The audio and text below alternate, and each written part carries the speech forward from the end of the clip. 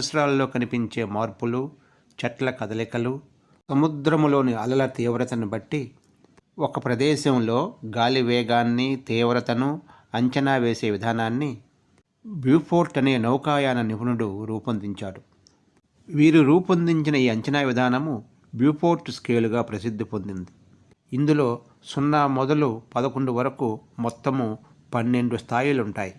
0 point గాలి నిశ్చల స్థితిని తెలియజేస్తుంది.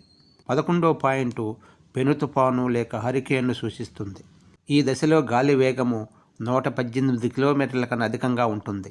గాలి వేగంలో మార్పును బట్టి ఇంగ్లీషులో వీటిని light air, light breeze, gentle breeze, moderate breeze, press breeze, strong breeze, near Gayle, Gayle, strong Gayle, storm, hurricane అని పిలుస్తారు.